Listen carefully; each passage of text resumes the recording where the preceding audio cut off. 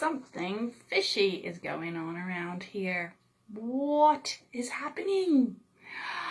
Well, first of all, there is a great white shark on my head eating a banana.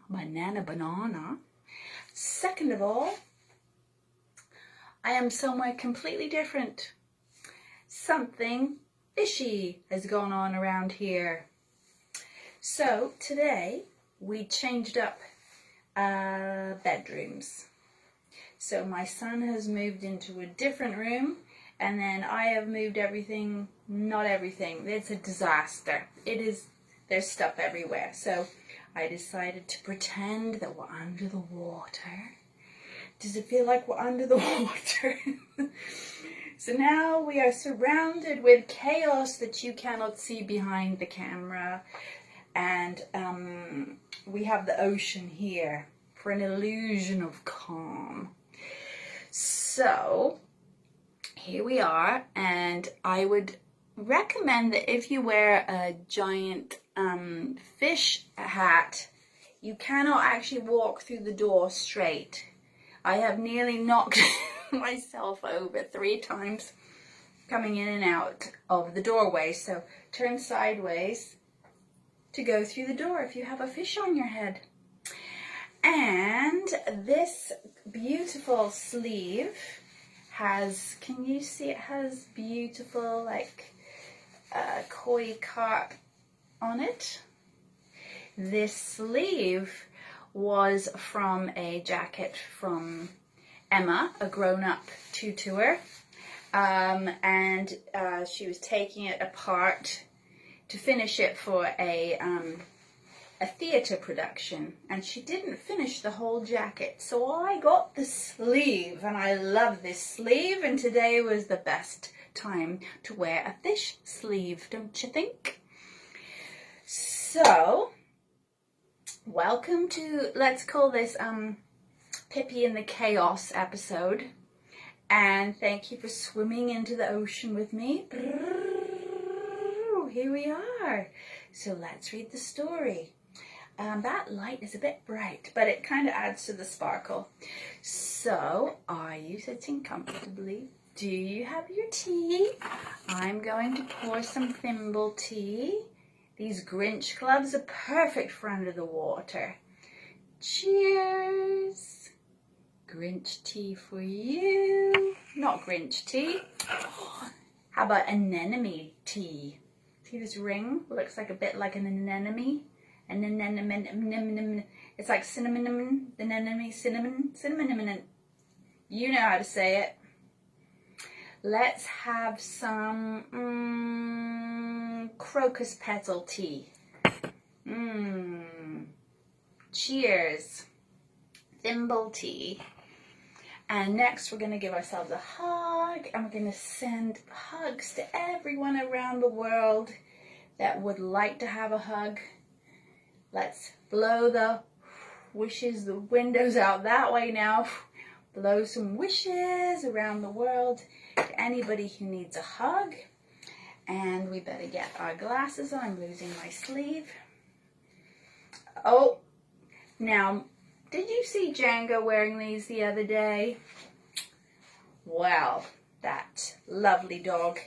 He needed a special piece of elastic, but I can't get this piece off. And lots of you will know that I would not use fabric scissors to cut tape. And so I'm not. And I have to wait until I figure out how I'm going to get that tape off. But maybe it's going to be handy to go around. No, that isn't going to work. Oh, that works. Okay, lovely. And I wanted to show you this little parcel that got dropped off on my doorstep. And when I pulled it out,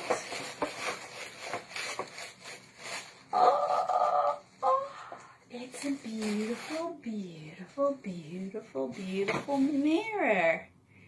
There you can see some of the chaos. And oh, there you are. Hi. There you are. Can you see yourselves in the mirror? No. But wouldn't that be great if you could? someone dropped me off a magic mirror. Oh, how beautiful is that? Oh, yes, divine, divine, divine, divine. Lovely. So now we have a magic mirror.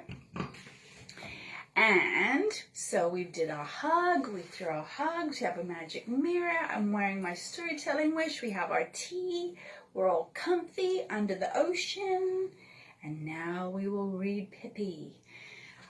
Okay, here we go. So where had they been? They had just had tea in the middle of the ancient oak tree, right? That's right. So now where are they going to be? Oh, I've lost my place. Come back, come back, come back. So Pippi arranges to have a picnic. That's right. Okay, you know these gloves are not good for finding a page. Here we are, almost there. Almost there, hold tight. Okay, here we go. Under the sea, I'm losing my sleeve. Okay, got it. Look how sparkly that is. Okay, I will be distracted by sparkle, as most of you will know. Okay, here we go. So, Tommy and Annika came round to Pippi's the next day and said, guess what? We don't have any school today because we are having a scrubbing vacation. A scrubbing vacation? What is a scrubbing vacation? A scrubbing vacation? Said Pippi. What is that? Goodness me, I've never heard of that. And Tommy said, well, it's a day that people spend all day cleaning their houses. All day cleaning from top to bottom, and they call it a scrubbing vacation.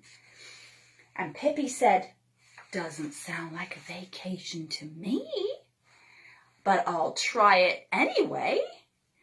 And with that, she said, just look at the kitchen floor. Now I come to think of it, I can scrub any old time. I actually don't need a vacation. I'd like to see anybody stop me scrub my kitchen floor when it's not a vacation. I'm going to do it right now, she said. You two sit on the kitchen table out of my way. Boop, boop, boop, boop, boop, up you go, there you are, and watch me clean. So Tommy and Annika obediently climbed up on the kitchen table, and Mr. Nielsen hopped up and went to sleep in Annika's lap. So Pippi got a big bucket of water, and without more ado, whoosh, she poured it all over the kitchen floor. Then she took off her big shoes and laid them neatly on the bread plate. And then she tied 2 scrubbing brushes to her feet, a scrubbing brush on each foot. And then, in her bare feet, with the brushes on, she skated across the floor. Do-do-do, do-do-do, do-do-do, do-do-do. She plowed through the water so that it splashed all over her.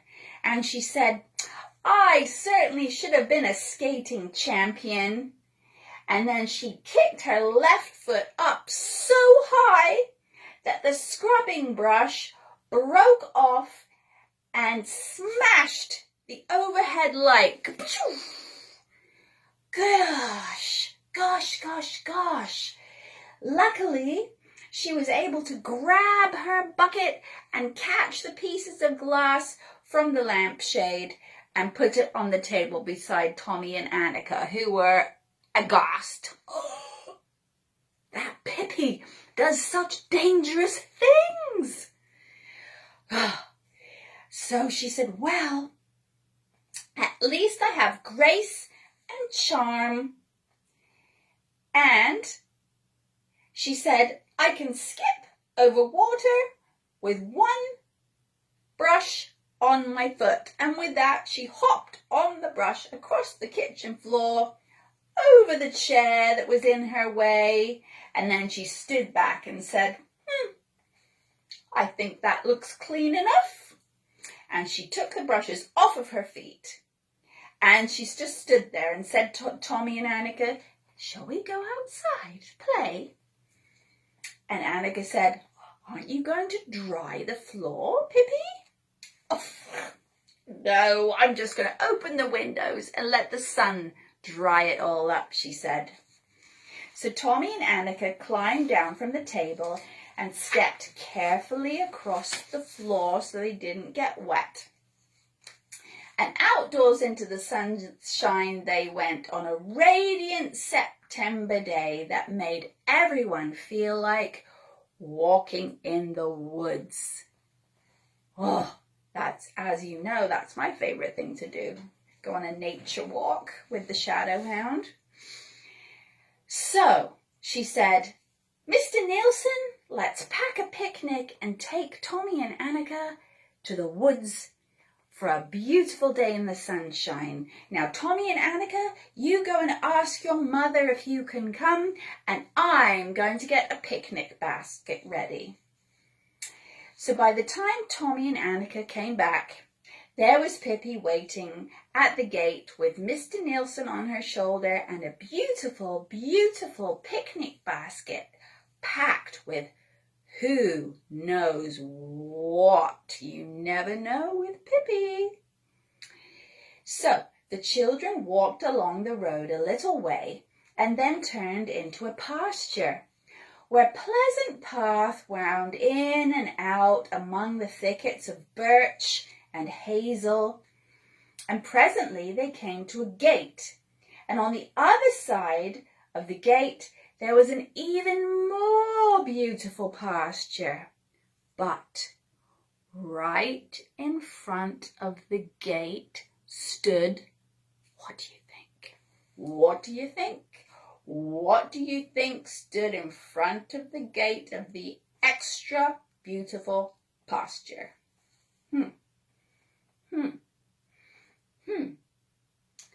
I'll give you a clue. It goes moo. What do you think that is? You're right, it's a duck. Oh, no, not a duck. You're right, it's a goldfish. Nope. I'll tell you, it was a cow. But I think you knew that already.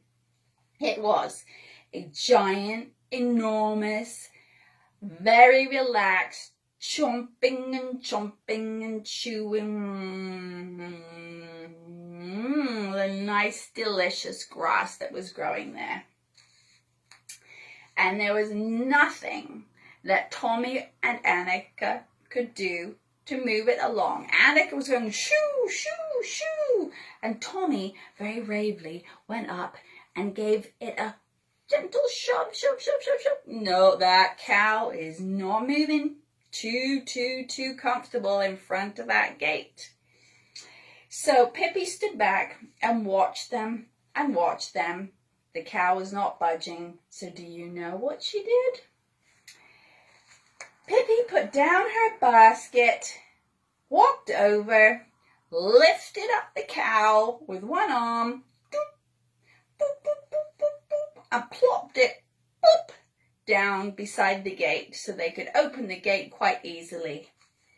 And the cow felt very silly and lumbered off into the hazel bushes, in case that strange-looking girl decided to pick her up again and move her along. And Pippi said, "Huh, that cow, so bull-headed in the way like that. Come on, let's go." So off they went. And Annika said, "What do you have in your basket for us to eat?" And Pippi said, "I wouldn't tell you for $1,000. First, we have to find a good picnic spot." So the children eagerly began to look for a place. Annika found a large flat stone that she thought was fairly satisfactory, but it was covered with red ants. "Well, I'm not sitting with them," said Pippi. I don't know a single one of those ants, and I'm certainly not going to share my lunch with a bunch of ants that I've never met before. And then Tommy found a little clearing among the hazel bushes, and he thought it would be the perfect place. Oh, no, said Pippi. There's not enough sun for my freckles. I need lots and lots of sun for these beautiful freckles. Okay then, so off they went. Farther on they came to a hill that was easy to climb, and on one side of the hill was a lovely sunny rock like a little balcony. And there the three of them sat, with their legs dangling over the edge. A perfect picnic balcony. Now shut your eyes while I set the table, said Pippi. So Tommy and Annika squeezed their eyes shut as tight as they could, and then they heard Pippi rattling and scrumpling in the basket. And she counted 1, 2, 19. Okay, now you may look. And when they looked, they squealed with delight because Pippi had cooked and packed the most enormous, gigantic cheese sandwiches and a whole pile of sugared pancakes and 3 pineapple puddings. For you see, Pippi had learned cooking from the cook on her father's ship. Remember? Her father, who's a cannibal king. Oh, aren't scrubbing vacations grand, said Tommy. We ought to do this every day. And at last the children were so full they could hardly move. And they sat in the sunshine on the rock and enjoyed it. And suddenly Pippi noticed a crow flying overhead.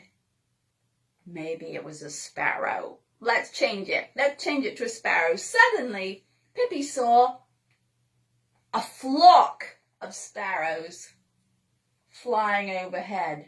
Oh, a flock of sparrows, said Pippi. I wonder what it's like to fly. And she dangled with her legs over the rock, and here's the ground here. And she said, it's not too far down. I bet flying down is a lot easier than learning to fly up. Maybe I should try it. Oh no, cried Tommy and Annika. Be careful. You're a human, not a bird, Pippi. But Pippi was already standing at the edge of the rock. It's not a super long way down. It's okay. She was already standing at the edge of the rock, and she said, fly, fly, fly, fly, fly, fly, fly, fly, fly, fly, fly. And just as she said her 16th fly, she lifted up her arms and jumped into the air, and thud, she hit the ground. And Tommy and Annika lay on their stomachs and looked over, and Pippi got up on her knees, looked around, looked at the sky, looked for the sparrows, and she said,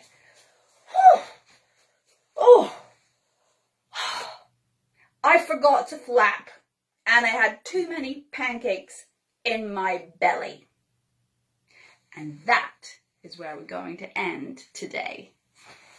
So thank you for flying into the nest. Thank you for being under the water with me while we move rooms around in our house because we all needed a change. And I hope you can come back another day. And lots of hugs, hugs, hugs, hugs, hugs, hugs to all of you. Bye.